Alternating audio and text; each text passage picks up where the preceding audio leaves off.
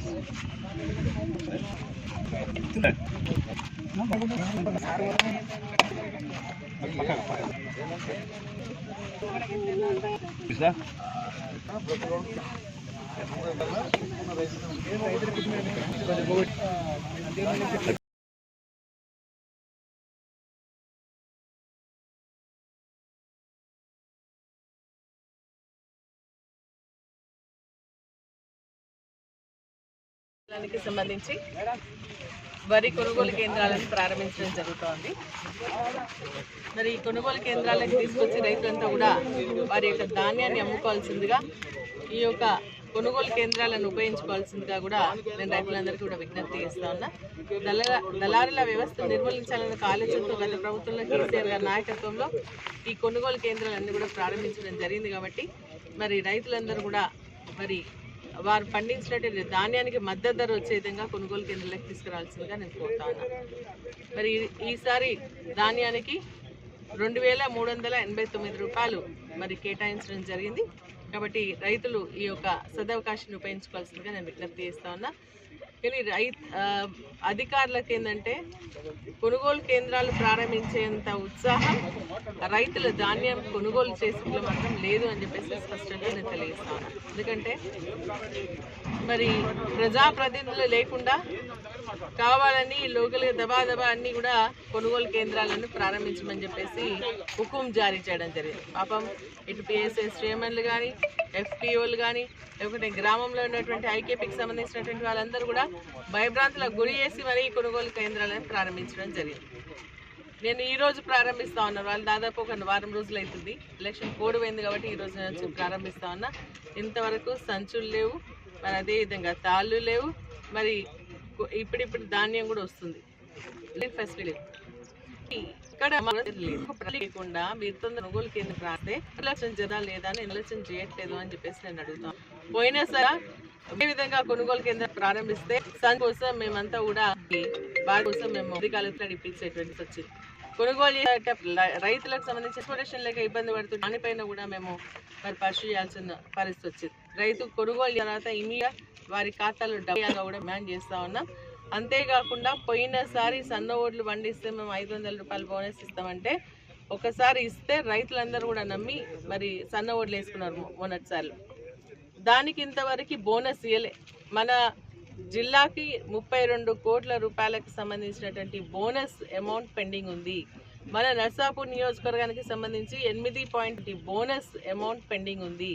మన నర్సాపూర్ నియోజకవర్గానికి సంబంధించి 8.1 కోట్ల రూపాయలకు సంబంధించినటువంటి బోనస్ పెండింగ్ ఉంది. ఇమీడియట్గా వాటన్నిటిని కూడా రిలీజ్ చేసి రైతుల్ని ఆదుకోవాల్సిందిగా కోరుతా ఉన్నారు. ఇప్పుడు రైతులకు ఎటువంటి అంటే ఓపిక నశించిపోయింది. మొన్న మొత్తం కూడా ఏంటంటే వర్షాలు పడి మొత్తం నాని ఇబ్బంది అయితే ఎరువులు లేక యూరియా దొరకక తెల్లని దాకా పొద్దున్న దాకా మరి ఎరువుల తెచ్చుకోవడానికి ఫర్టిలైజర్ తెచ్చుకోవడానికి మరి కేంద్రాల చుట్టూ తిరిగేటువంటి పరిస్థితి వచ్చింది. కాబట్టి ఇప్పుడైనా కొనుగోలులో ఎటువంటి జాప్యం లేకుండా మరి తీసుకొని కొనుగోలు చేసి ఖాతాల్లో డబ్బులు వేసి రైతుల్ని ఆదుకోవాల్సిందిగా, రైతులకు ఎటువంటి ఇబ్బంది లేకుండా ఇవ్వాల్సిందిగా కూడా నేను ఈ ప్రభుత్వాన్ని డిమాండ్ చేస్తూ, వాళ్ళు ఇంకొకటి ఏంటంటే ఈరోజు ట్రాన్స్పోర్ట్ ఫెసిలిటీస్ కూడా ఇమీడియట్గా ఏర్పాటు చేయించాలని చెప్పేసి కూడా కొడతాను. ఎందుకంటే మేము పరిచయం చేస్తే కానీ ఇక్కడ 2 పంపు అక్కడ 2 లారీలు పంపు అని చెప్పేసి అంటే పంపించే పరిస్థితి కాకుండా ఎక్కడ ఎంత ఈల్డ్ వస్తుంది, ఆ ఈల్డ్కి ఎన్ని లారీలు అవసరం ఉంటుంది అనేది ఒక ప్రణాళికంగా తొందరగా పంపించాల్సిందిగా కూడా మేము డిమాండ్ చేస్తూ ఉన్నాం. మన వర్షాకాలం అదేవిధంగా సింగూరు డ్యాంలో నీళ్ళన్నీ కూడా వదిలేయడం వల్ల చాలా గ్రామాల్లో రైతుల చేతికి వచ్చినటువంటి పంటలన్నీ కూడా మునిగిపోవడం జరిగింది.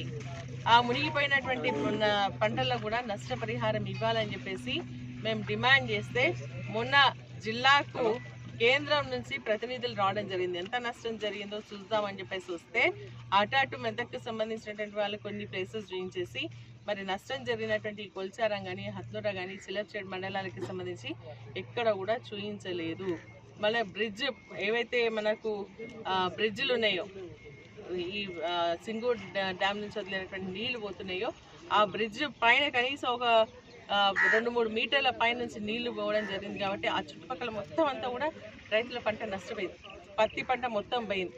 కాబట్టి దాన్ని మరి కేంద్ర ప్రభుత్వం ప్రతినిధులకు చూపించి ఉంటే బాగుండేది అని చెప్పేసి రైతులందరూ ఆవేదన వ్యక్తం చేస్తూ ఉన్నారు. ఏది ఏమైనా కనీసం ఇప్పటికైనా ఆ అధికారులతో పంపించి అగ్రికల్చర్ ఆఫీసర్స్ని పంపించి ఆ నష్టపరిహారం ఎంత జరిగింది నష్టం అని చెప్పేసి అంతా కూడా డేటా తీసి మరి రాష్ట్ర ప్రభుత్వానికి పంచి వారికి ఇమీడియట్గా ఎకరాకు 25,000 రూపాయల చొప్పున నష్టపరిహారం ప్రతి రైతుకు ప్రతి ఎకరాకి ఇవ్వాల్సిందిగా మేము డిమాండ్ చేస్తా ఉన్నాం. ఈసారి పత్తి కూడా మొత్తం అయింది, ఇప్పుడే వస్తూ బాధపడుతూ రైతులు చెప్పడం జరుగుతుంది.